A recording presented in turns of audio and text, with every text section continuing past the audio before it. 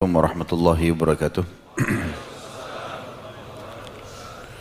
Alhamdulillah, tidak pernah berhenti kita memuji Tuhan kita Allah yang kita sangat yakin bahwasanya Dia sedang mendengar kita, melihat kita dan mengetahui semua gerak-gerik kehidupan kita.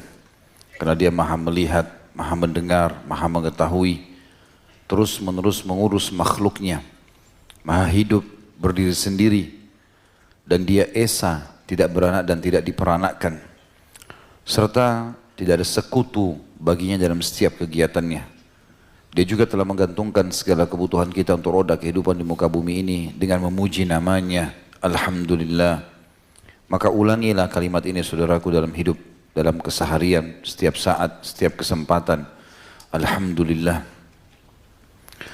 Kita panjatkan selanjutnya salam hormat kita sesuai dengan perintah Sang Pencipta Allah dan sebagai bentuk kepatuhan kepadanya, juga sebagai balas jasa kepada manusia terbaik, manusia yang paling sempurna jalur nasabnya, fisiknya, ilmunya, dan dengan diutusnya manusia terbaik ini seluruh risalah langit, syariat, hukum tentang halal haram, panduan hidup mana yang boleh dan tidak boleh dari Sang Pencipta tertutup. Tidak lagi Nabi dan Rasul setelahnya. Mengucapkan salam hormat kepada manusia terbaik ini adalah kemuliaan bagi orang-orang beriman, karena akan dibalas oleh Allah secara langsung 10 kali karunia atau tambahan rahmat. Maka sangat wajar kalau selalu lisan kita mengucapkan salawat dan taslim kepada Nabi besar Muhammad sallallahu alaihi wasallam. Seperti biasa teman-teman sekalian, di hari Rabu malam ini kita melanjutkan bahasan dosa-dosa besar. Dan pada Rabu yang lalu, Alhamdulillah kita sudah membahas dosa besar ke-66 tentang mengebiri hamba sahaya atau memotong hidungnya atau menyiksanya secara zalim dan semena-mena. Dan pada malam ini kita akan masuk dosa besar ke-67, mencurangi timbangan dan takaran dalam jual beli. Seperti biasa, kita akan berikan dulu mukaddimah atau kronologis dari judul ini. Saudaraku seiman, Islam adalah agama yang penuh dengan kegiatan, semangat, penuh dengan prestasi. Dalam Islam tidak dikenal namanya putus asa. Dan ada bahasan kita khusus nanti, dosa besar yang ke-68, masalah merasa aman dari makar Allah, dan dosa besar 69, putus asa dari rahmat Allah. Akan lebih jauh kita jelaskan masalah tersebut. Tapi yang perlu kita titik beratkan pada malam ini teman-teman sekalian, kalau Islam sangat menyuruh kita, setiap orang di antara kita tanpa terkecuali, tanpa melihat dari suku mana, negara mana, bahkan jenis kelaminnya pun, yang penting dia muslim, sama, disuruh kejar prestasi terbaik. Kita tahu misalnya dalam Islam kita disuruh berpenampilan yang baik. Itu prestasi.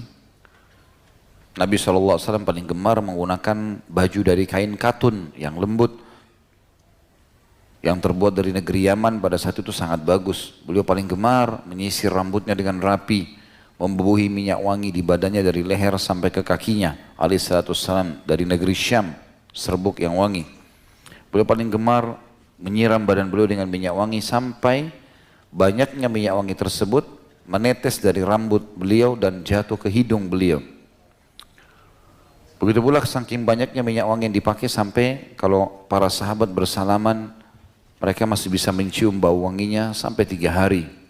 Dan saking bersihnya Nabi SAW sampai para sahabat menemukan wangi itu ada di keringat beliau. Jadi orang yang sangat luar biasa. Dan itu berarti prestasi dalam masalah perawatan badan misalnya. Dalam Islam juga disuruh kejar prestasi. Boleh menjadi orang kaya raya, silahkan. Kumpulkan harta sebanyak mungkin, tidak ada batasannya.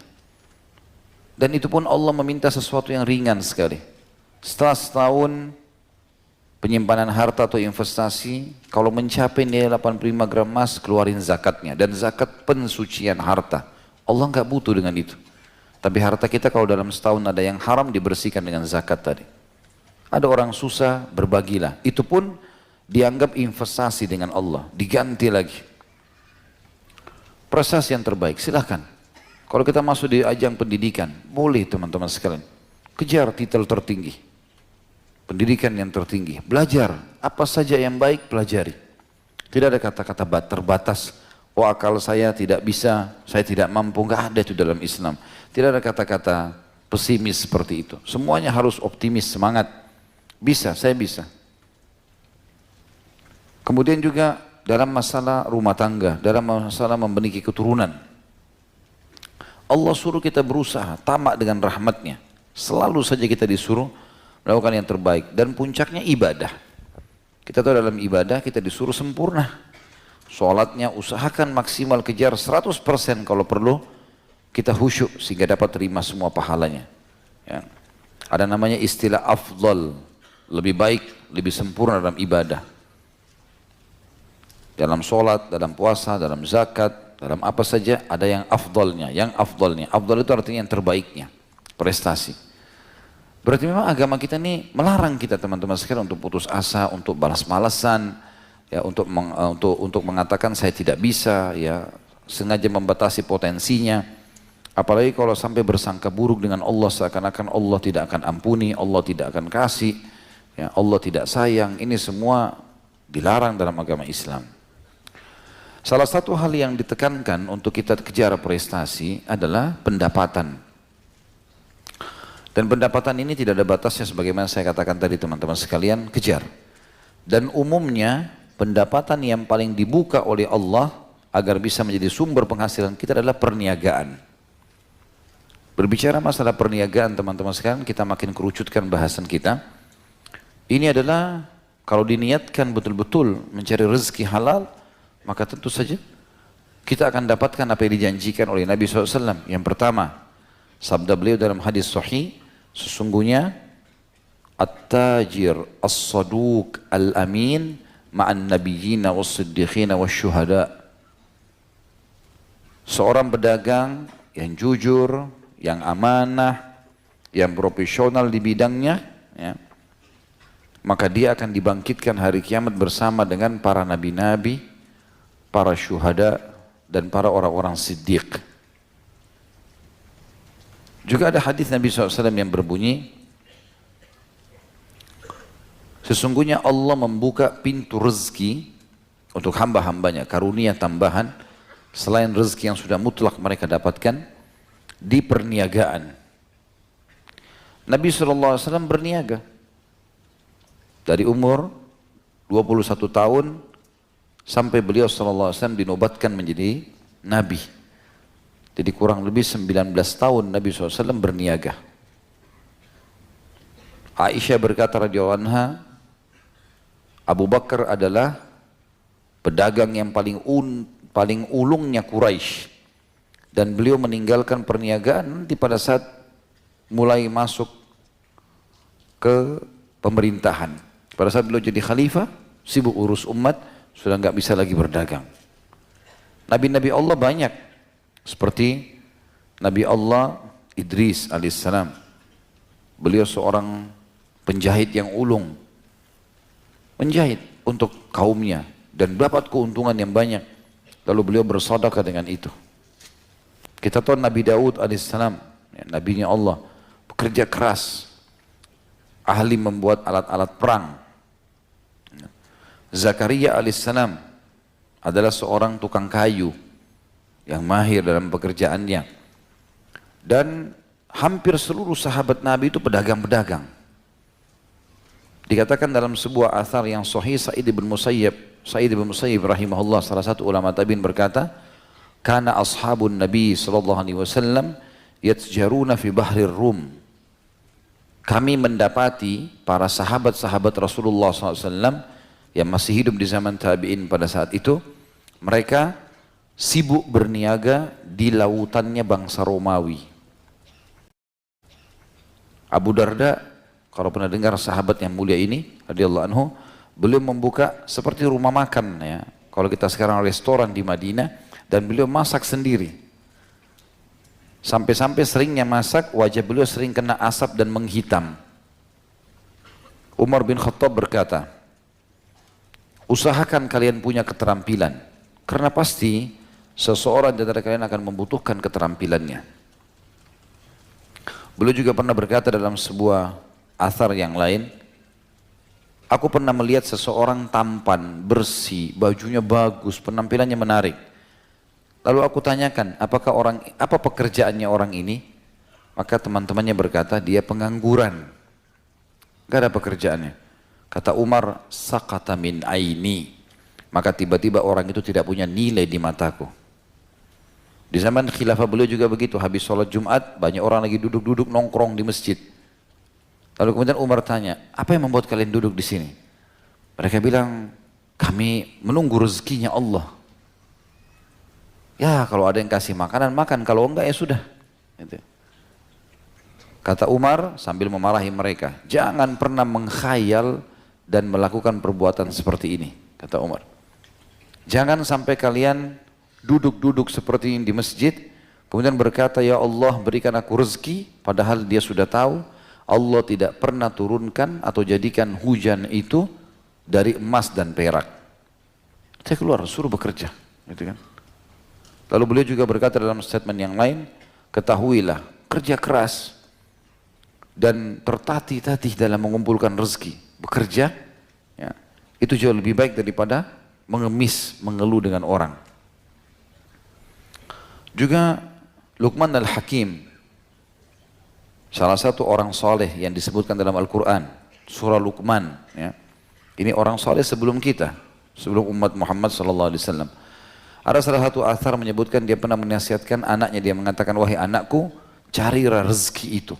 Berdagang, berusaha, cari rezeki halal. Karena tidak ada orang yang tidak melakukan itu kecuali akan tertimpa 3 hal yang berbahaya bagi dia. Yang pertama adalah riqqatu fi dinihi.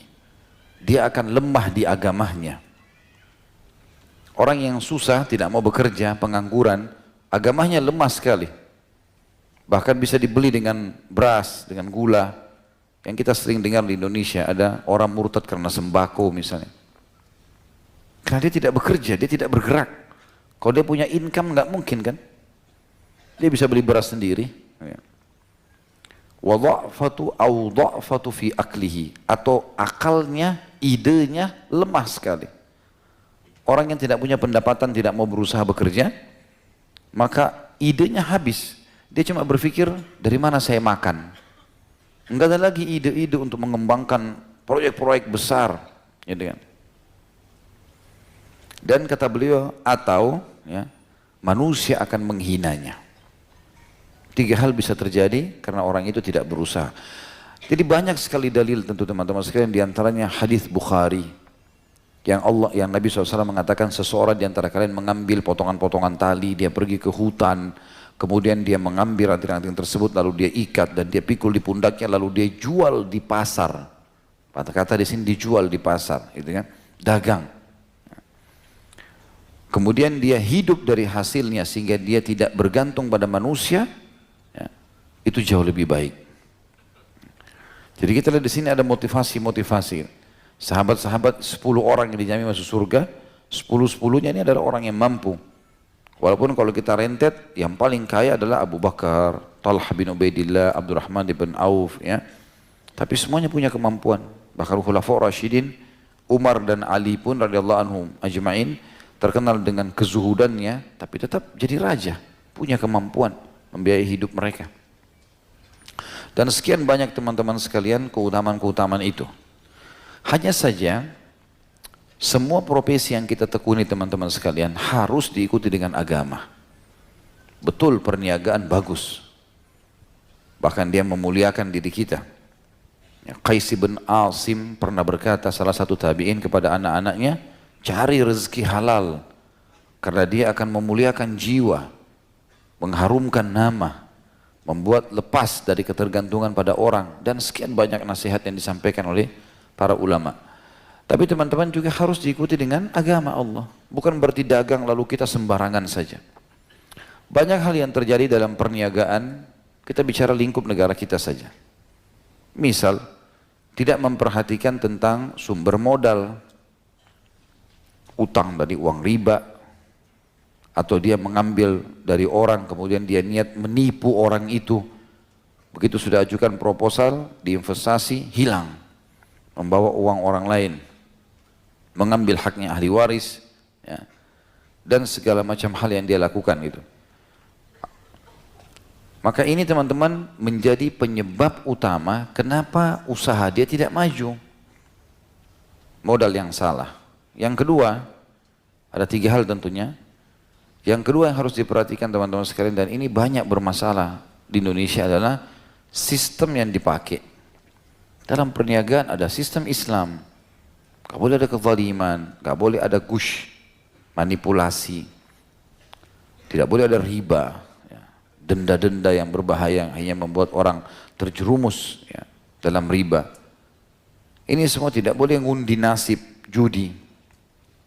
Ada peraturan-peraturannya. Tidak boleh dia langgar ini tentunya. Sistemnya harus sistem Islam.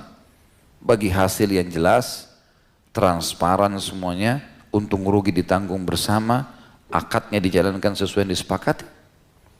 Tidak ada masalah. Yang ketiga adalah produk yang dijual. Produknya harus halal. Jadi walaupun modalnya bagus, halal, kemudian sistem yang dipakai juga bagus, gak ada masalah, gak berhubungan dengan sistem-sistem ribawi atau kezaliman atau manipulasi atau judi tadi. Tapi masalahnya di produknya. Yang dijual produk-produk yang haram. Makanya tidak boleh. Semua ini teman-teman, tiga-tiganya kalau sudah bergabung, modalnya bagus, sistemnya bagus, ya, artinya halal dan bagus, kemudian juga produknya, maka dijamin akan berhasil. Banyak orang merusak 3 hal ini. Modalnya salah misalnya, anggap modalnya juga bagus, sistem. Dalam sistem ini masuk dalamnya apa? Bagaimana dia mengatur produk itu, bagaimana dia mentransaksi jual belikan, bagaimana dia meletakkan harga, bagaimana dia memarketingkan produk-produk itu, masuk dalam sistem tadi. Nah, banyak orang dalam cara memarketingkan salah lagi. Pakai perempuan yang tidak tutup aurat misalnya, promosi-promosi iklan yang salah, yang tidak benar, ya. Atau mungkin dia menggunakan bukan tenaga manusia, ya, tenaga jin, pakai pelaris. Ya. Tempel kertas ini, tempel kertas itu, pergi ke orang-orang yang tidak pintar, ya. Kemudian minta tolong dikasih kertas, ditiup-tiup kertasnya, suruh tempel, jadi masalah. Jadi haram, syirik kepada Allah Subhanahu wa ta'ala. Ini tidak boleh juga terjadi ini. Atau dia rusak sistemnya dengan dia curang. Dan bahasan kita pada malam ini, dosa besar 67 di poin ini. Terjadi kecurangan di dalam perniagaannya. Kalau tadinya dia jujur amanah, maka enggak ada masalah. Sampai kata Nabi SAW, semoga Allah merahmati, atau Allah akan merahmati pedagang, ya, yang mudah kalau dia membeli, mudah kalau dia menjual. Kalau kita beli, sudah harganya sekian, baik, bisa turun nggak bisa. Kita sudah tahu ada keuntungan, udah selesai bagi kita. Beli aja sudah, kita sudah tahu akan jual berapa. Ada orang negosiasi tawar, sudah ada keuntungan, bismillah, lepas saja. Maka itu dirahmati, sudah dapat keuntungan, juga dirahmati oleh Allah SWT. Ada orang tidak, ikuti dengan bohong. Ini nggak apa-apa ya, 10.000 saja, modalnya aja belum sampai. Padahal sudah untung 40%. Ya. Dagang tapi bohong, gimana caranya? Dia rusak sistemnya. Kenapa sih kalau bilang jujur, gitu kan? Karena masalah. Ada seorang ibu pernah datang kepada Abu Hanifah rahimahullah, lalu dia berkata, saya cuma punya uang, kalau tidak salah itu 50 dirham, saya mau beli sutra yang bagus. Kata Abu Hanifah, ini sutra yang paling bagus, ambillah ibu. Harganya ini ratusan dirham sebenarnya. Lalu ibu itu ambil pergi. Ada seseorang tanya kepada dia, oh, maaf, ibu itu yang bertanya malah, sutra sebagus ini cuma 50 dirham? Dia bilang, iya ibu. Karena saya tahu, ibu itu mengatakan saya tidak ada uang lagi selain uang ini. Kata dia, ibu sudah mengatakan tidak ada uang selain itu. Saya kemarin beli 10 lembar kain sutra seperti ini. Alhamdulillah sudah laku 9. Dan saya sudah dapat keuntungan di situ. Ini tinggal satu produk, karena anda seorang muslimah, dan butuh produk tidak punya uang kecuali saya jual dengan modalnya, modal saya 50 dirham, silakan diambil. Jadi jujur apa adanya, gitu kan. Subhanallah, kadang-kadang kita kalau dagang kita itu dengan bohong teman-teman sekalian, pastikan susah laku. Kita mau jual mobil, pernah tabrakan nggak? Nggak pernah tabrakan. Padahal sudah 7 kali tabrakan ini. Ada masalah nggak mobilnya selama dipakai? Nggak pernah masalah, bagus. Terus kenapa mau dijual kalau bagus? Ya? Iya, pernah tabrakan ini. Saya pernah jalan tabrakan, saya masukin bengkel di bagian depan sebelah kanan, lihat aja, periksa. Gak masalah, jujur, akan laku kok itu. Gitu kan? Ada hadis lain juga menjelaskan itu. Kalau seandainya pembeli dan penjual dua-duanya transparansi dan jujur, dia transparan, iya, memang iya, begini, gak ada yang direkayasa, pembeli dan penjual, maka Allah memberkahi transaksi keduanya. Artinya, yang mau jual dapat uang, yang membeli diberkahi produk yang dia beli. Keberkahan artinya akan bisa dipakai sama dia lama, gitu kan? Berkah itu. Jadi harusnya difahami teman-teman sekalian. Salah satu substansial kecurangan yang sering terjadi adalah curang di timbangan, di takaran. Ya.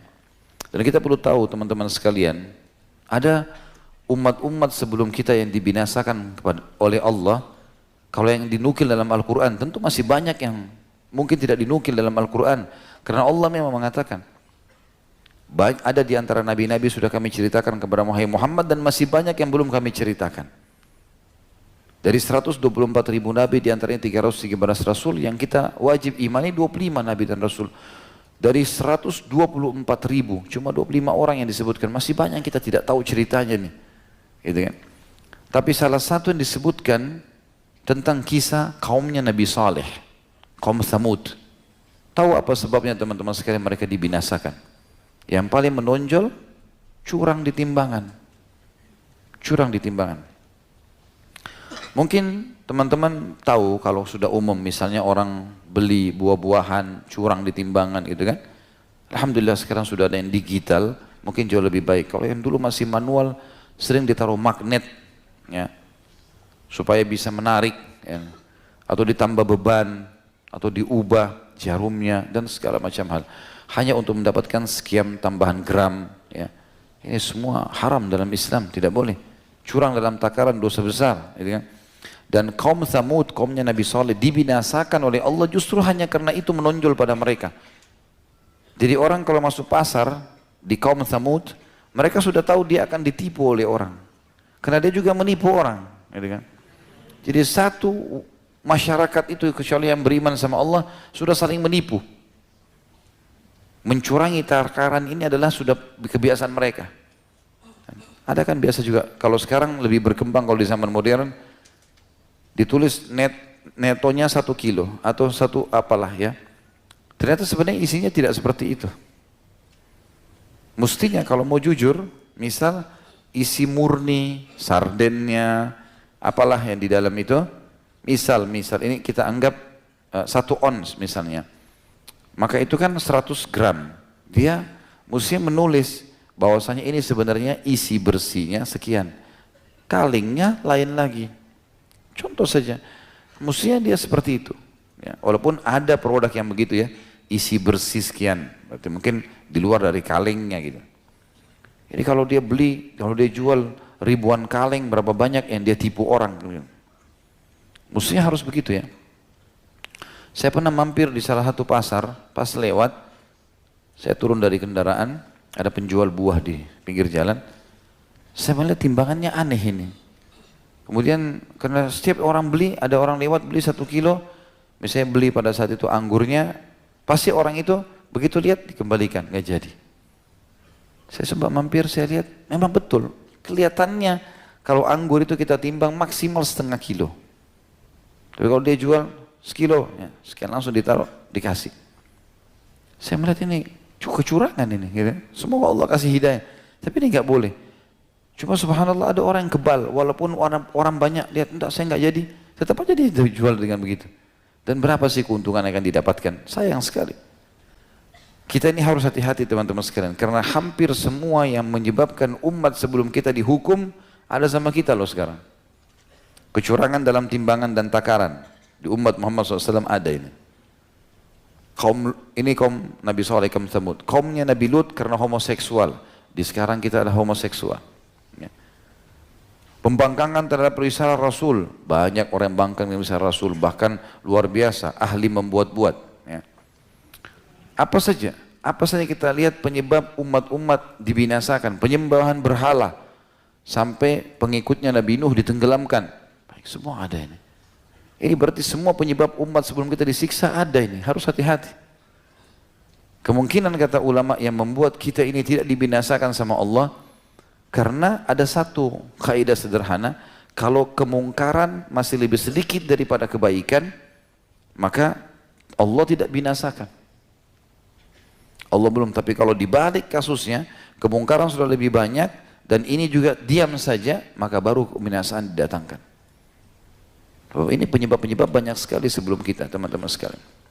Saya juga pernah dapat berita dari salah satu kerabat saya tinggal kebetulan di Sulawesi Selatan.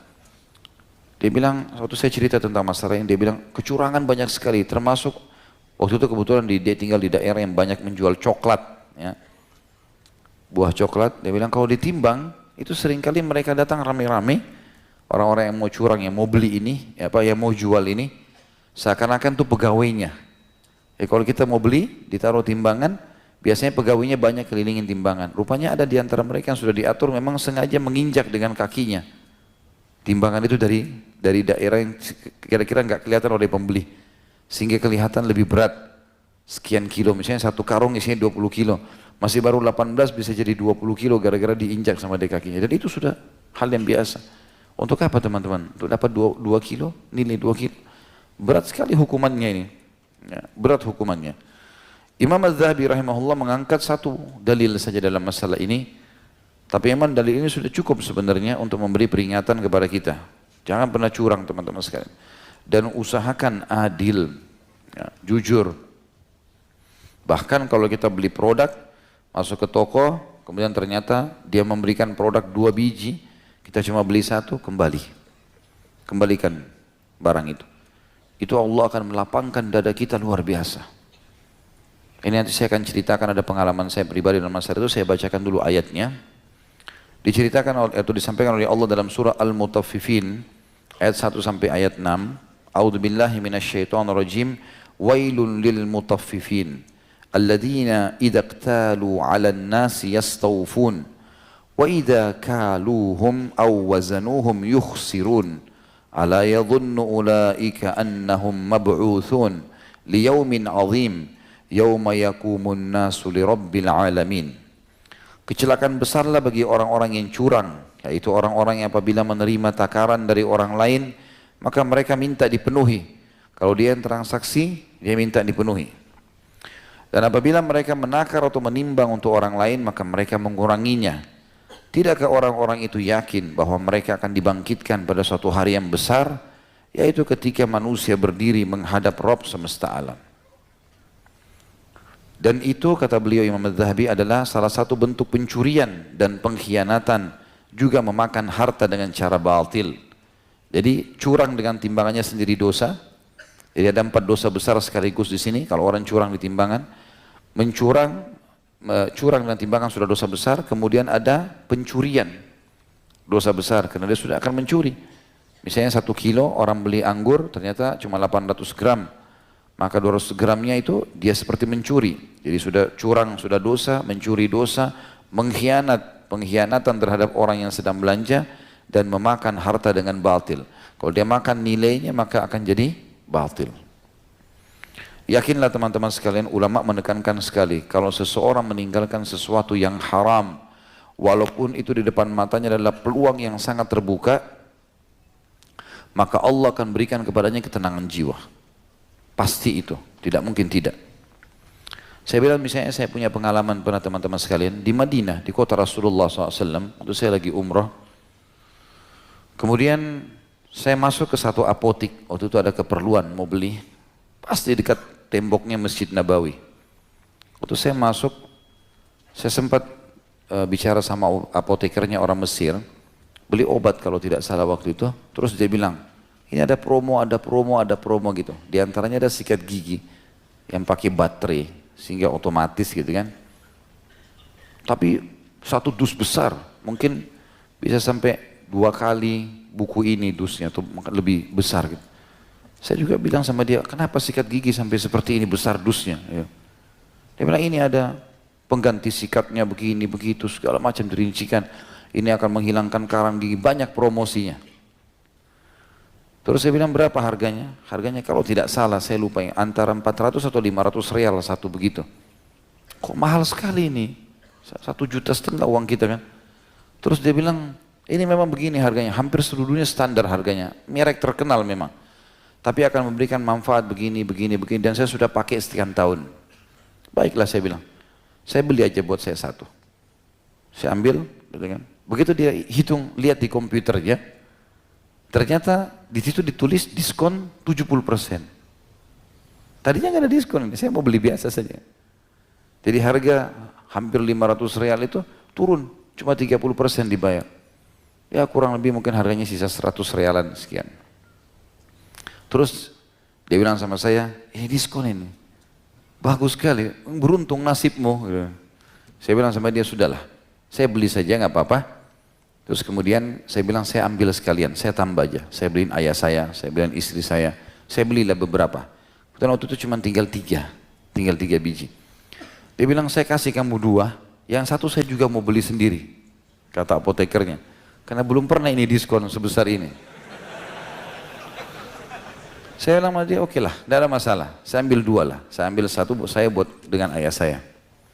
Saya pulang ke kamar hotel, sebelum saya keluar saya bilang, tolong saya pesan lagi ya.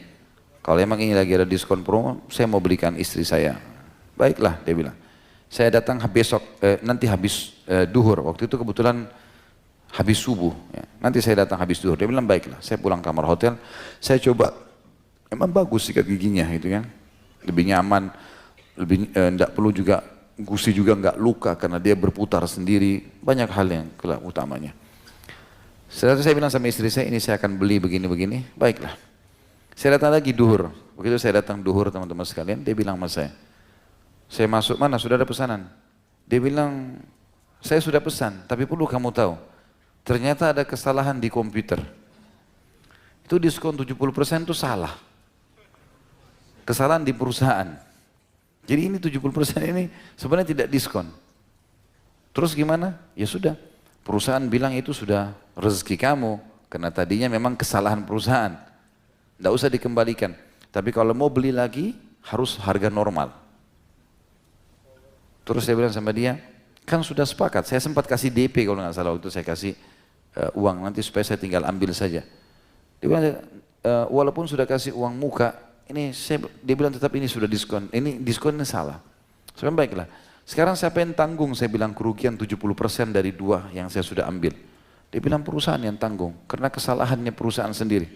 Saya bilang enggak usah. Saya akan kembalikan yang saya ambil itu, saya ambil 1 dengan harga normal. Dia bilang kamu kembalikan, saya bilang saya kembalikan. Karena sekarang saya sudah tahu kalau perusahaan kamu rugi. Kalau saya tidak tahu mungkin lain, tapi saya sudah tahu. Dan saya tidak mau ada masalah di hari kiamat dengan masalah seperti ini. Saya kembali ke hotel, saya ambil sikat gigi, saya kembalikan. Saya cuma ambil 1 saja. Itu teman-teman sekalian pengalaman saya pribadi. Begitu waktu awal mau kembalikan itu ada gejolak dalam jiwa. Saudara kan kesalahan perusahaan, tidak apa-apa. Biarin aja. Toh juga mereka sudah maafkan. Tapi sisi yang lain jiwa saya mengatakan tidak. Ini harus ada muru'ah, ada kehormatan hubungan sama Allah. Kita tahu dia rugi, kenapa harus kita mengotot? Enggak mungkin gitu kan. Lalu saya bilang tidak, saya harus komitmen, saya kembalikan, saya bawa. Itu demi Allah teman-teman sekalian, begitu saya kembalikan, saya keluar dari apotek itu, dada saya lapang sekali. Merasa nyaman, alhamdulillah saya bisa lakukan itu. Walaupun kasus-kasus sederhana ya. Seperti itulah. Banyak orang kadang-kadang subhanallah dia beli makanan lebih 1. Tidak berpikir untuk kembalikan. Siapa suruh dia salah taruh. Atau apalah bahasanya gitu kan. Tidak boleh. Haram dalam Islam. Bagaimana kita bisa makan yang haram itu. Ya. Jadi masalah menjaga muru'ah hubungan dengan Allah subhanahu wa ta'ala. Maksud dalam hal ini juga teman-teman sekalian. Kalau kita menemukan sesuatu dan itu sifatnya benda, punya nilai, jangan diambil. Ini sudah pernah saya ingatkan, jangan diambil. Ketemu uang, ketemu dompet, ketemu handphone, tidak usah disentuh, biarin di tempatnya. Nanti orangnya datang ambil sendiri, karena ini namanya luqatah, gitu kan. Luqatah, ini masuk dalam bab penipuan, kadang-kadang orang tidak paham. Dia ngambil HP itu misalnya, walaupun dia niat baik, dia mau taruh ke satu tempat, atau mungkin dia berpikir orang telepon nantinya. Ya kalau telepon, kalau orang tidak telepon misalnya, itu namanya barang hilang. Saya pernah lewat di salah satu jalan di Jakarta Selatan, subhanallah saya buru-buru turun ke salah satu restoran Timur Tengah. Kemudian saya turun untuk beli, ada dosen saya datang waktu itu. Begitu saya naik ke mobil, rupanya HP itu jatuh. Saya jalan. Pas saya mau pastikan sama syekh ini pesanannya, saya cari handphone saya nggak ada. Saya minta tolong sama akh yang bawa mobilnya, coba kembali lagi. Ada anak muda situ lewat, saya tanya, ada handphone jatuh nggak? Oh tadi ada jatuh pak. Tapi ada motor lewat, diambil, sudah jalan. Oh ya sudahlah, saya pikir mungkin sudah selesai. Tapi sebenarnya coba lihat teman-teman, saya kembali dalam hitungan 5 menit. Mungkin kita angkat dompetnya orang, kita pindahin niatnya baik. Tapi ternyata orangnya kembali.